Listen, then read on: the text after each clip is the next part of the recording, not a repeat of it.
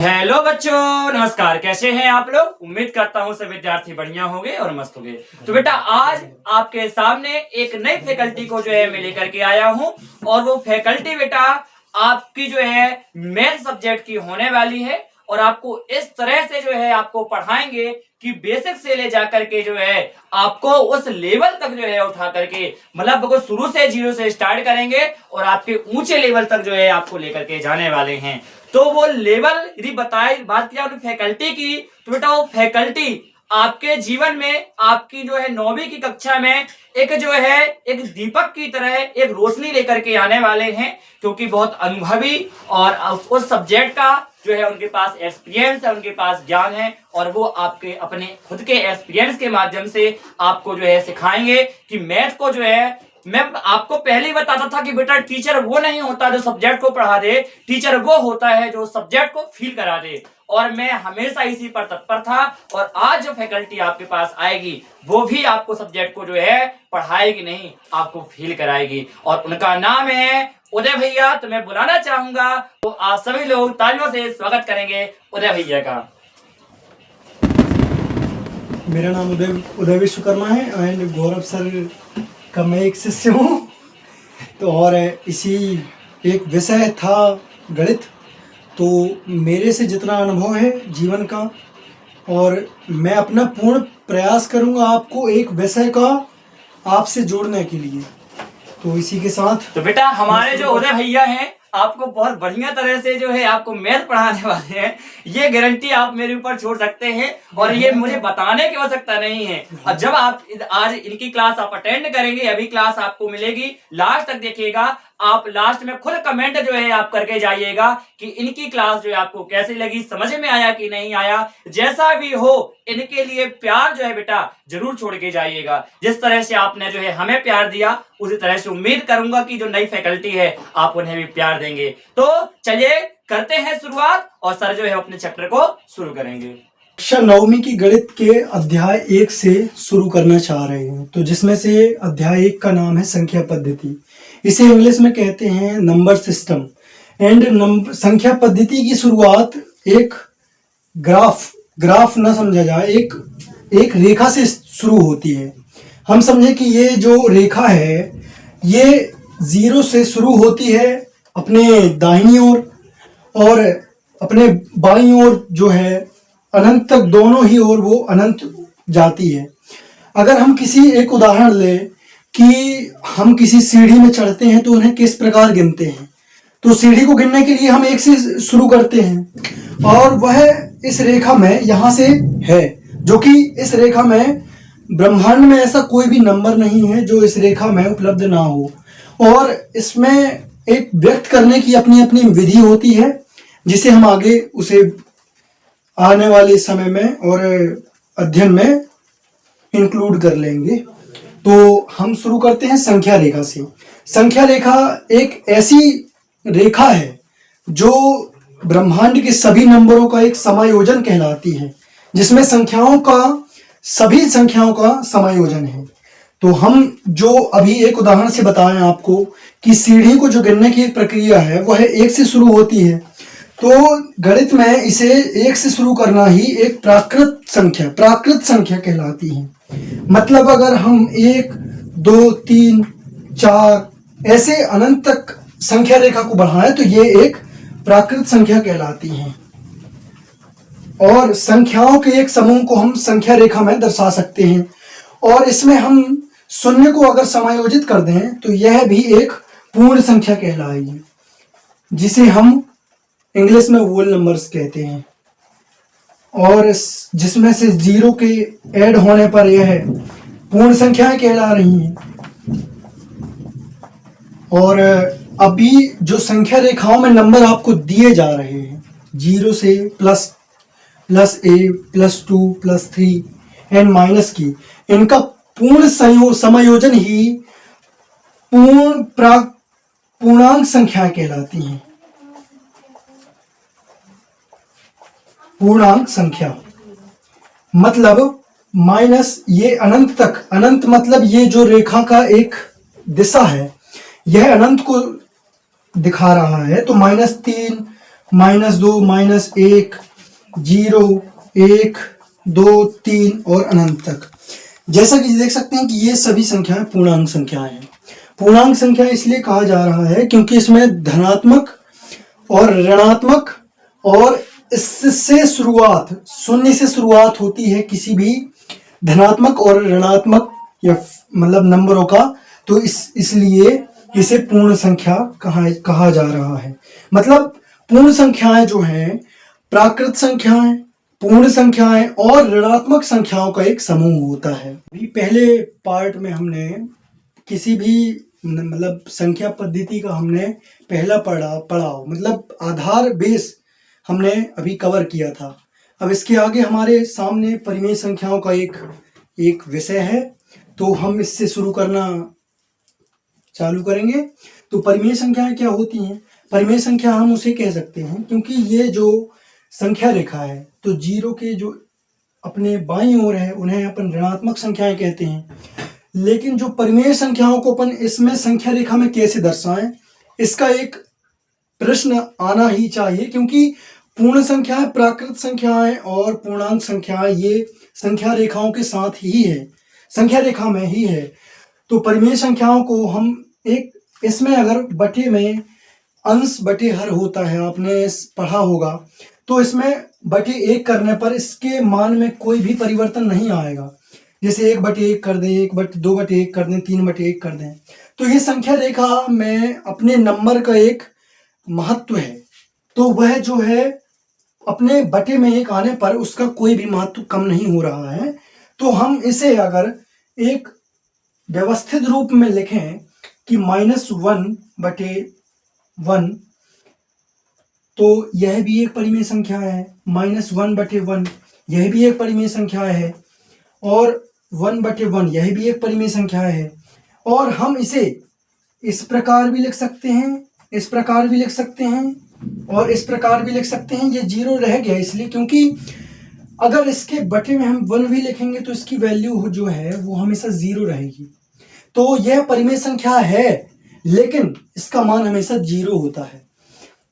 और इसको हम 2/1 जो है इसको हम लिख सकते हैं 2, और 3/1 जो है इसको हम लिख सकते हैं 3।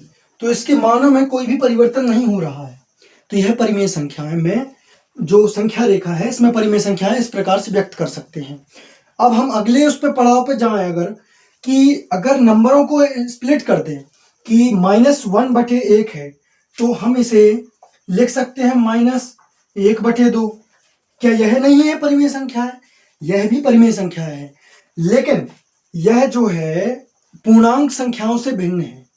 अब हम आपको जैसे अभी बताया था कि पूर्णांक संख्याएं क्या होती हैं, धनात्मक और ऋणात्मक और शून्य से मिली हुई सम्मिश्र संख्याओं को पूर्णांक संख्या कहते हैं। और यह जो संख्या है यह परिमेय संख्या है, लेकिन संख्या रेखा में इसे किस प्रकार इसे हम व्यक्त करेंगे, इसके लिए आपने भाग विधि जानते होंगे कि इसको हम कैसे भाग देंगे। तो -1/2, अब जो है ये नंबर, अब इसकी वैल्यू आएगी -0.5।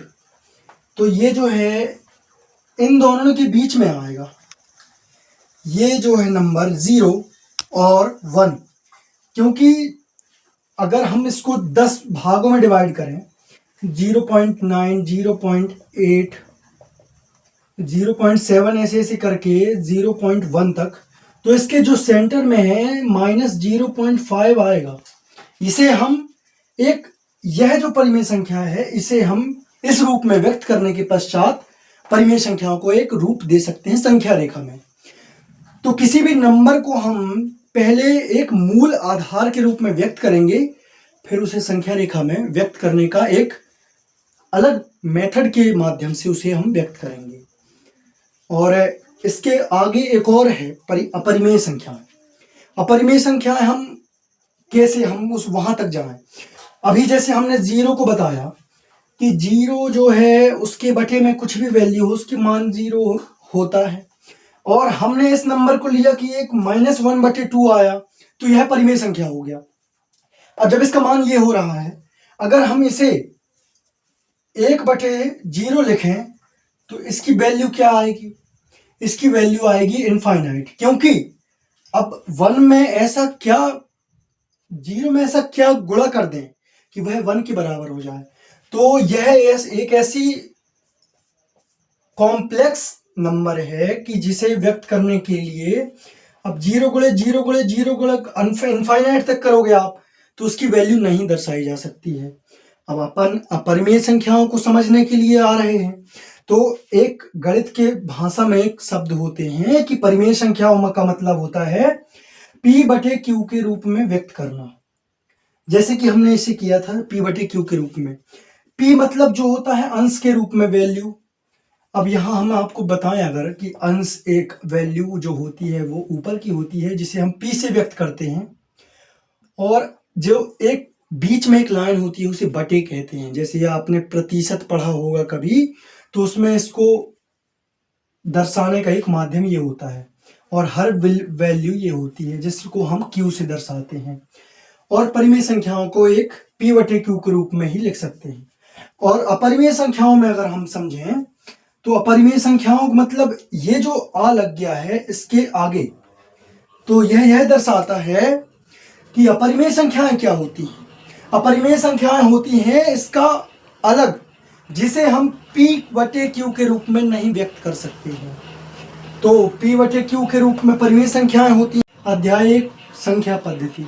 संख्या पद्धति में हम कुछ हिस्से में पूर्ण संख्याओं के विषय में और संख्या रेखा के विषय में, यह संख्या रेखा जो है इसके विषय में जान चुके हैं, और अब हम अपरिमेय संख्याओं में आ चुके हैं। जैसे अभी इसके प्रीवियस पार्ट में या फिर जो एक हिस्से में परिमेय संख्याओं को हमने पढ़ा था, परिमेय संख्याओं के विषय में, तो जिसे हम P/Q के रूप में लिख सकते हैं। अब P/Q के रूप में लिख सकते हैं ये ठीक है, लेकिन Q जो है यह 0 के बराबर नहीं भी होना चाहिए। यह एक परिमेय संख्याओं के लिए नियम होता है। तो अब इसके आगे हम बढ़ें अगर कि अपरिमेय संख्याएं किसे कहते हैं। अपरिमेय संख्याओं के कुछ उदाहरण आप इन्हें देख सकते हैं, लेकिन ये एक पाई है। पाई की वैल्यू 3.141592 यह अनंत होती है। इसकी वैल्यू निकल भी ये चुके हैं, लेकिन पाई जो है एक अपरिमेय संख्याओं का एक उदाहरण है। और √2 मतलब करणी 2, करणी 3, करणी 15 ये भी एक अपरिमेय संख्याओं के उदाहरण है, क्योंकि इन्हें हम P/Q के रूप में दर्शा नहीं सकते हैं, इसलिए यह एक अपरिमेय संख्याएं के उदाहरण है। पाई का एक वैल्यू है। और एक तुल्य परिमेय संख्याएं भी होती हैं। तुल्य परिमेय संख्याएं हम उन्हें कहते हैं कि जो P/Q में होती हैं एक तो, और अपरिमेय संख्याएं मतलब कि जिन्हें संख्या मतलब एक माध्यम होता है परिमेय संख्याओं को व्यक्त करने का इस रूप में। लेकिन अपरिमेय संख्याएं जो होती हैं इनमें बहुत रिसर्च हुई है कि कुछ संख्याएं जो होती हैं संख्या रेखा में कैसे दर्शाएं। इसको अलग अलग माध्यम से, मेथड से दर्शाने की विधियां दी हैं बुक में, तो उसे भी हम आगे डिस्कस या चर्चा करेंगे।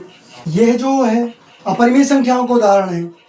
अगर करणी 2 को हम कैलकुलेटर में करें तो इसकी वैल्यू आएगी और वह दशमलव में होगी, लेकिन यह परिमेय संख्या का उदाहरण क्यों है? क्योंकि अगर हम करणी 4 का एक उदाहरण समझें कि करणी 4 भी फिर परिमेय संख्या है, लेकिन नहीं, अगर हम 2 का वर्ग करें तो यह 4 के बराबर है, और अगर करणी 4 करें तो यह 2 के बराबर है। तो मतलब ये जो है एक परिमेय संख्या है, क्योंकि 2 जो है 2/1 P/Q के रूप में लिख सकते हैं। तो आप समझ सकते हैं कि अपरिमेय संख्याएं क्या होती हैं। अब अपरिमेय संख्या को तो व्यक्त करने के लिए संख्या रेखा में अलग अलग विधियां होती हैं, लेकिन एक वास्तविक संख्याएं भी होती हैं। वास्तविक संख्याएं वे होती हैं जिन्हें हम रियल नंबर, इंग्लिश में हम समझें तो एक रियल नंबर होते हैं, जो गणित में वास्तविक संख्याओं के रूप में संख्या रेखा में एक अलग ही उनके व्यक्त करने का और उन्हें एक्सप्लेन करने का एक अलग पद्धति होती है। अपरिमेय संख्याएं जो होती हैं वो उन्हें P/Q के रूप में तो दर्शा नहीं सकते, लेकिन एक होती हैं वास्तविक संख्याएं, वास्तविक संख्याएं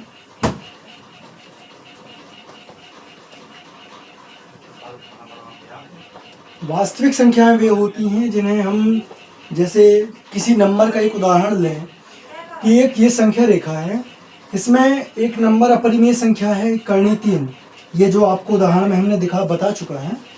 तो ये जो वास्तविक संख्या है ये भी है, यह भी जो है एक वास्तविक संख्या है। तो इसे संख्या रेखा में दर्शाने के लिए अलग अलग विधियाँ होती हैं। अब जैसे आपको एक उदाहरण ये दिया था, तो इनको संख्या रेखा में कैसे व्यक्त करें, इसके लिए एक उदाहरण हमने ये दिया था कि जैसे अब अगर -1/2 एक वैल्यू है, तो इसे हम -0/0.5 लिख सकते हैं, और यह जो है वह यहाँ आएगी। तो यह जो है एक दशमलव, शांत दशमलव कहलाता है, जो कि व्यक्त करने में एक ही वैल्यू में संतुष्ट हो जाता है, क्योंकि संख्या रेखा में यह यहाँ पे आ रहा है। मतलब यह जो है संख्या रेखा में इसे व्यक्त कर सकते हैं।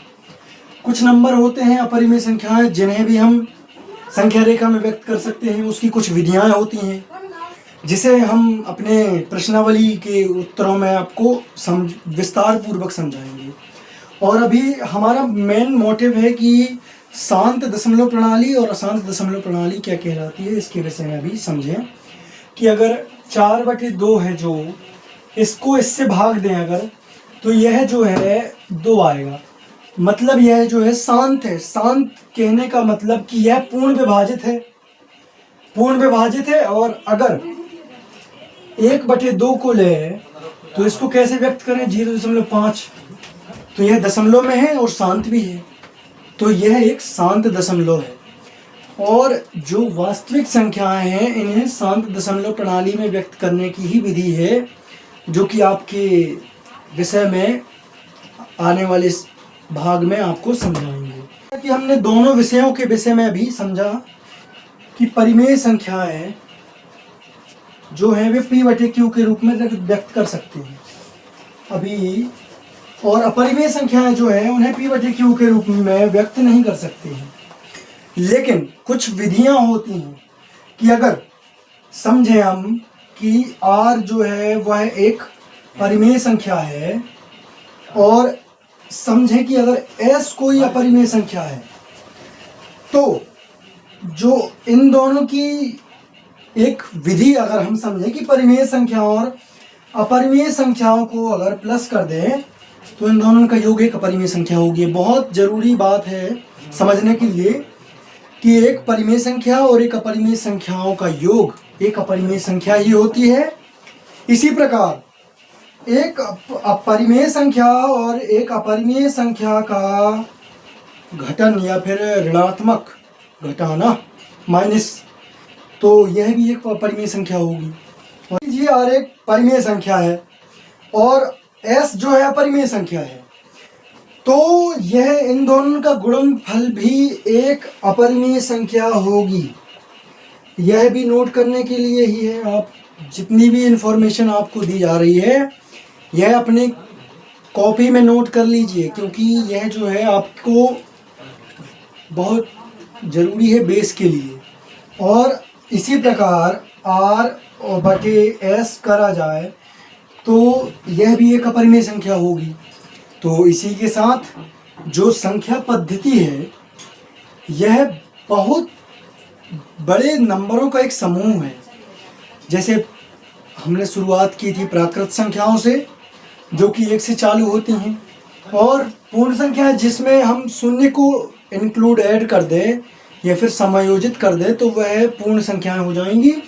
और संख्या रेखाओं की ऋणात्मक संख्याओं को भी अगर उसमें इंक्लूड कर दें तो वह पूर्णांक संख्याओं में हम संख्या रेखा को दर्शा सकते हैं।